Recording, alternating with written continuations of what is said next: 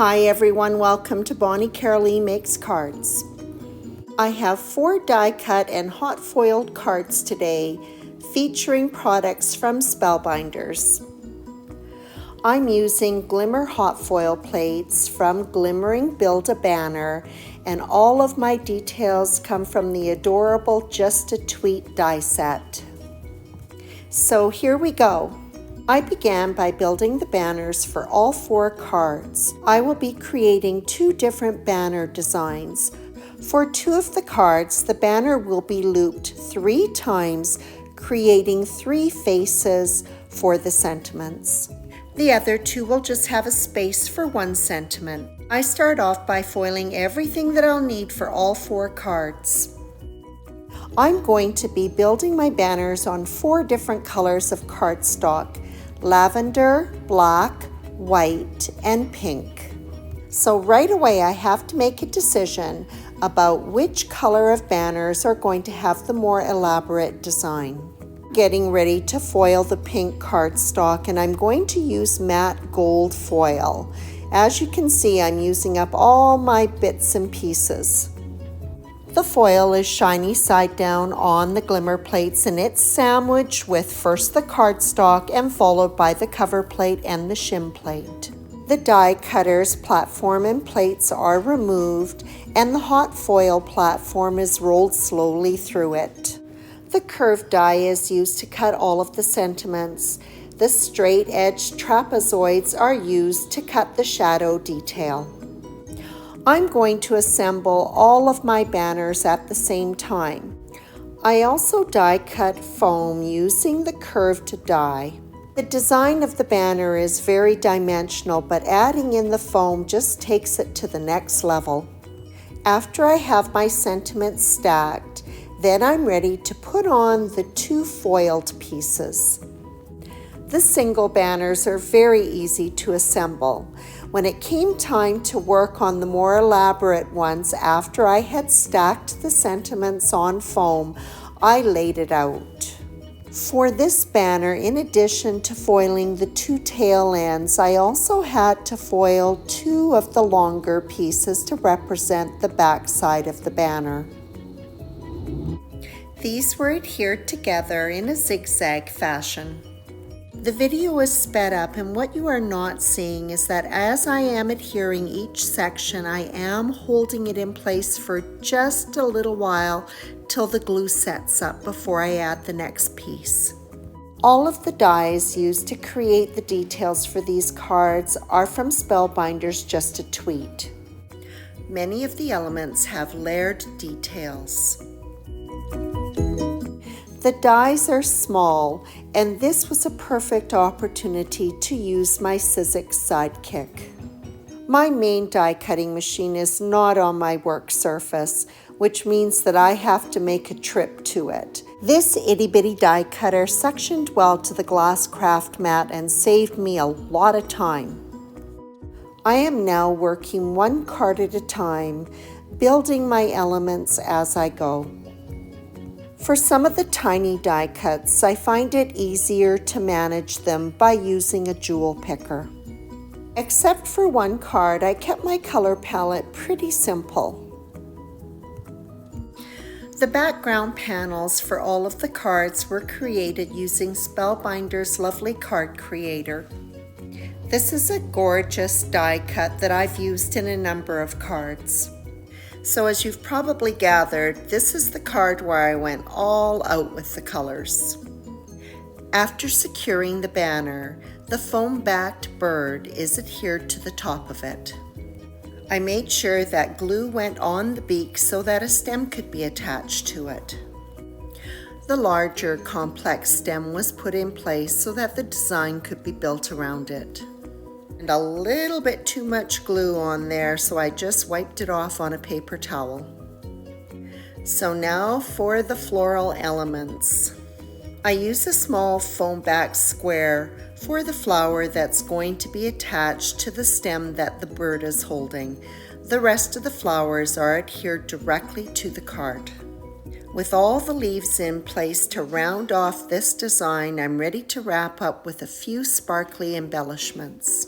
I'm using a gorgeous iridescent confetti.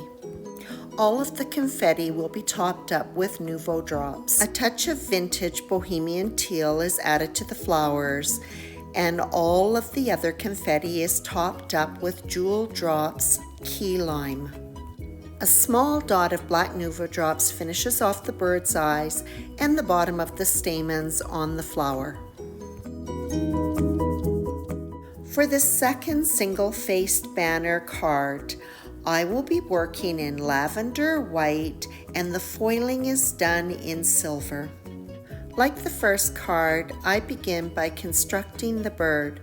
Both the banner and the bird are the largest elements and will help determine how I'm going to incorporate the flowers.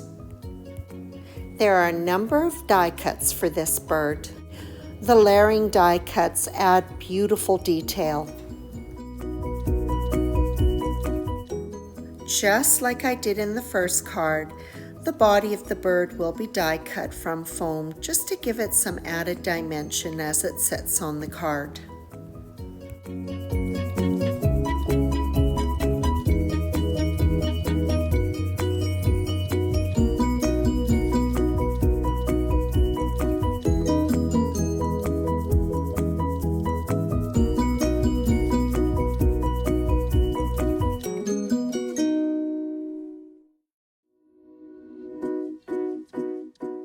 All of the florals were assembled as I die cut them again using the sidekick.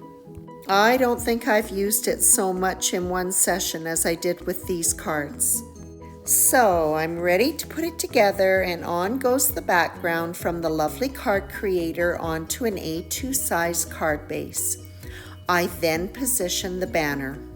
I'm going to have the bird sitting on a stem, so I begin by getting that positioned and then finish off the top half of the card.